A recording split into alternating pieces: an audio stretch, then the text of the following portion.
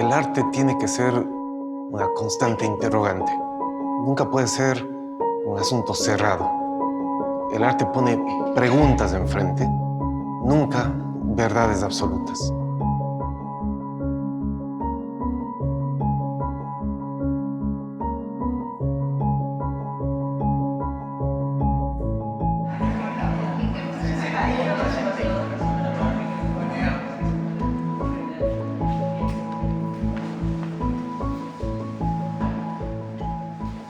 Mi dedicación al arte era algo que creo que lo tenía metido en las venas, aunque de parte de mi familia, especialmente mi papá, él no estaba muy convencido de que esta era una buena opción. Siempre me gustó el estudio de la naturaleza, del medio ambiente. Fui adquiriendo el gusto por documentar detalles de la naturaleza, sobre todo insectos. Tenía mi propia colección de insectos, mis libros de apuntes, en los que ya empezaba a practicar algo que me gustaba mucho entonces y no he perdido el gusto. Por eso el dibujo con plumilla, ¿no? Una herramienta muy bonita, muy delicada para, para dibujar especies de animales. En ese entonces en Cuenca, estamos hablando de los años 83, 84 por ahí, no había nada muy cercano a opciones como zoología, como biología. Así que hice mis primeros intentos en la carrera de bioquímica, que me resultó absolutamente fría. No era lo mío. Y al mismo tiempo opté por estudiar arte. Coincidió en esos tiempos que mi papá falleció, eh, así que no puso oposición a que continúe con mi carrera. Estuve en la Escuela de Bellas Artes, antes de que exista la Facultad de Artes.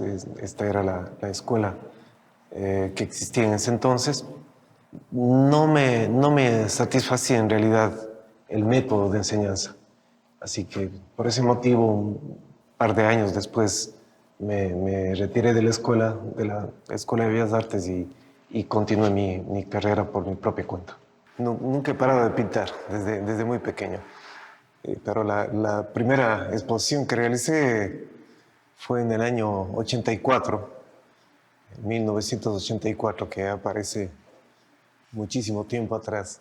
En esos tiempos, una de las cosas más extrañas que existía para pintar era, por ejemplo, el aerógrafo.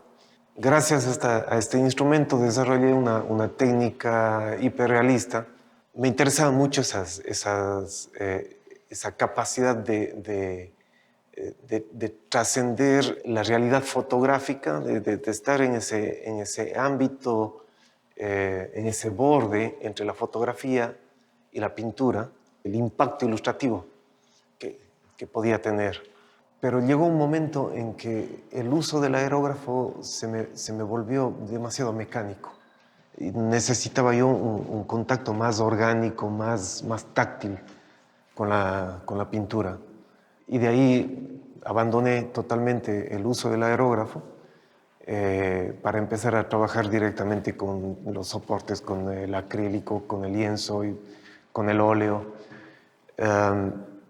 Y poco a poco la pintura se fue convirtiendo para mí no simplemente en un material, se convirtió en una actitud, en un gesto, en una relación personal con el arte y con el pensamiento. Alguna vez dije que el ejercicio de la pintura es un acto de resistencia, ¿no? Una posibilidad de tener un gesto ante la vida, ante la fugacidad, ante este tiempo que se nos vuelve tan inacible, tan atemporal. El trabajar con el óleo, con el lienzo, con los pinceles, el dialogar con la historia de la pintura, es para mí una recuperación de tiempos en los que, de momentos en los que el tiempo tenía otra calidad, ¿no? Y eso es lo que, de cierta manera, he ido realizando a lo largo de los años en los que he venido en esta práctica. Voy encontrando la capacidad de la pintura de moverse en un límite que es estar en el borde entre ficción y realidad, en un punto de búsqueda de ese territorio del escepticismo. He intentado llegar a alguna manera de sintetizar esa actitud ante la vida. La respuesta a la que llegué fue utilizar el hecho de mirar, la mirada, ¿no? Este umbral que nos separa entre la realidad interna y externa, como el punto exacto en donde se puede producir ese fenómeno de el preguntarse ante la vida. Quiero leer, tengo aquí una frase de Luis Pérez Doramas, que ha inspirado la serie en la que estoy trabajando ahora, pero que también tiene mucho que ver con las otras obras que he realizado anteriormente. Si el paisaje, por una diferenciación categórica de la naturaleza, es la naturaleza más las características de la civilización que lo habita, y la primera de esas características es el ojo que mira, entonces el paisaje originario sería necesariamente un paisaje habitado, marcado por la humanidad en la mirada que lo reinventa como representación. Un paisaje original, entonces, no es posible. Es decir, no existe la posibilidad de que estemos frente, ya no llamemos paisaje, frente a una realidad que esté impoluta, porque siempre esa realidad va a estar atravesada por nuestra manera de pensar, por nuestra actitud ante la vida, por influencias sociales, políticas, ¿no? Esto tiene mucho que ver con el por qué a lo largo de mi trabajo, en mi obra, he recurrido al paisaje como la forma más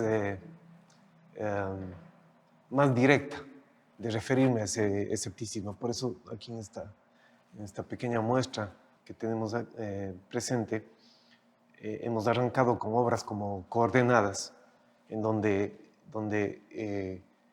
las obras están tituladas con la coordenada del lugar desde donde está la mirada. No es la coordenada del paisaje, no es la coordenada del lugar que está siendo mirado. Es la coordenada de la mirada, es la coordenada de la ubicación de la persona, del individuo que en ese momento captó ese lugar.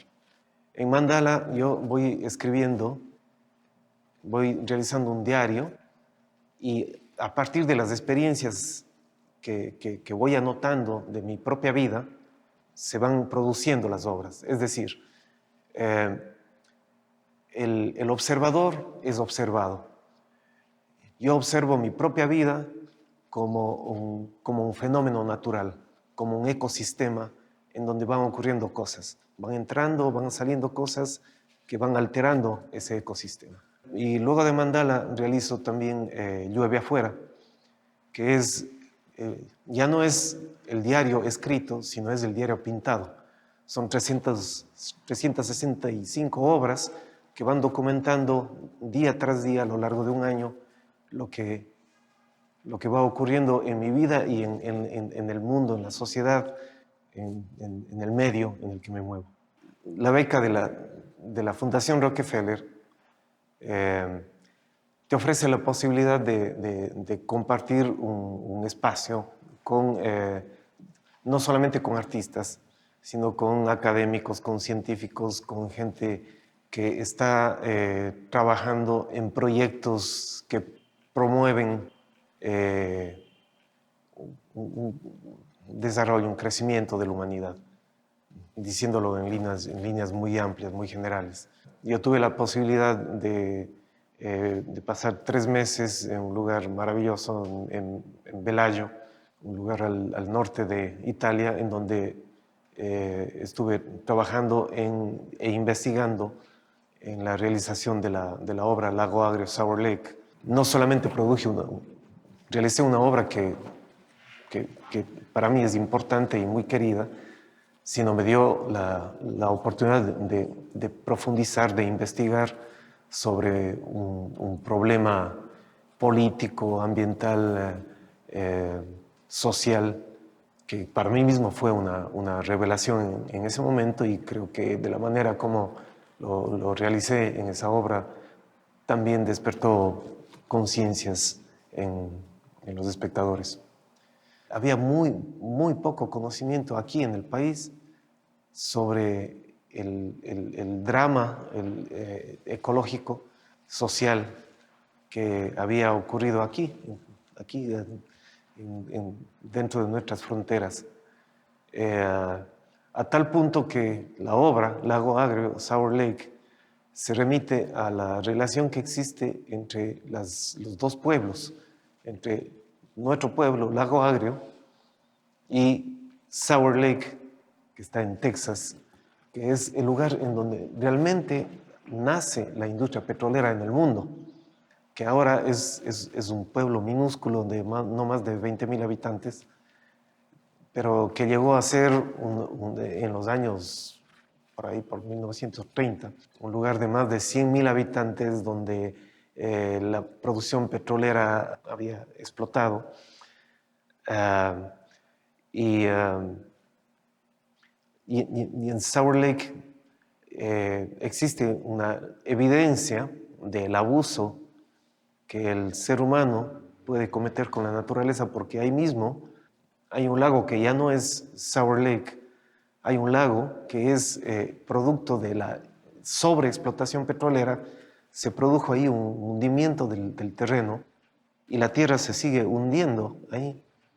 Ahí, en este lago, quedaron las cabañas, las torres de explotación, toda la infraestructura petrolera que fue hundiéndose y cayendo en este lugar.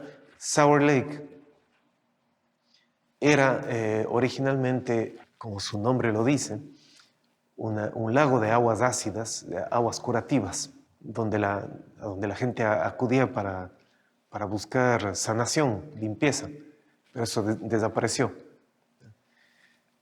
Y en el año 1964 se descubre petróleo aquí en nuestra Amazonía, y la dictadura de ese entonces invita a la compañía Texaco a explotar petróleo en el lugar donde ahora le conocemos como Lago Agrio. Lago Agrio es bautizado así porque los primeros trabajadores de la compañía Texaco plantan su campamento y ponen el nombre de Lago Agrio. Ahí recogí una muestra del agua de formación, lo que se conoce como agua de formación o agua producida, que es un subproducto de la explotación petrolera. Es un agua altamente contaminante, que dentro del sistema de explotación petrolera lo que se debería hacer es reinyectar esta agua, que tiene una cantidad de elementos contaminantes, metales pesados, altamente salina. Hay que reinyectar en el subsuelo, pero lo que hizo la compañía Texaco fue simplemente descartar esa agua hacia las quebradas, hacia los ríos de la Amazonía.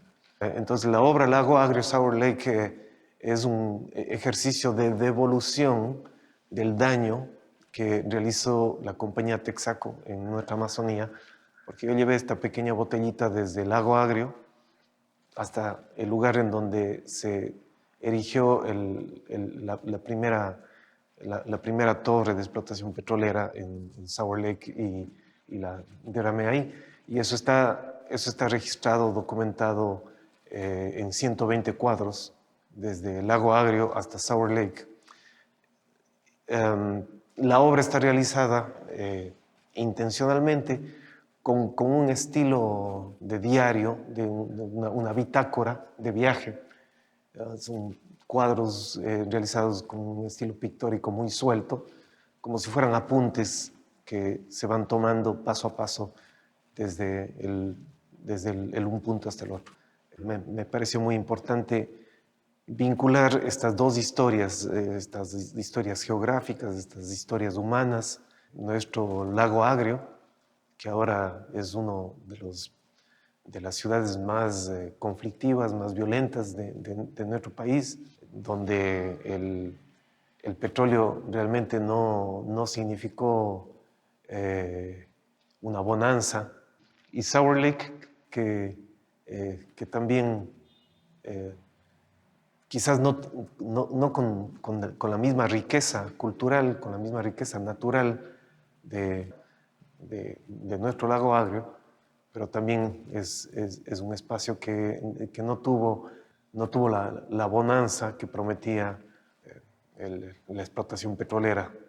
El progreso es una sacrosanta palabra, ¿no?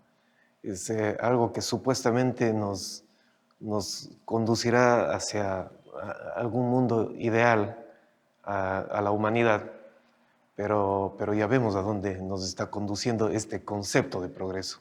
Estamos viviendo tiempos en donde vemos que ese concepto de progreso realmente no funciona.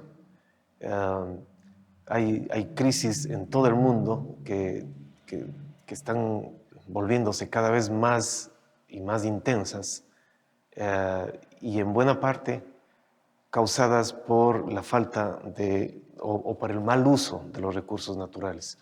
Para llevar el agua a mi molino recientemente en Cuenca, hemos vivido situaciones verdaderamente trágicas, críticas. La ciudad ha estado aislada porque debido a las lluvias, unas lluvias inusuales para estos tiempos, se produjeron unos deslaves tremendos que afectaron a los ríos de la ciudad, y yo mismo en mi casa tuve que pasar 2 días sin agua.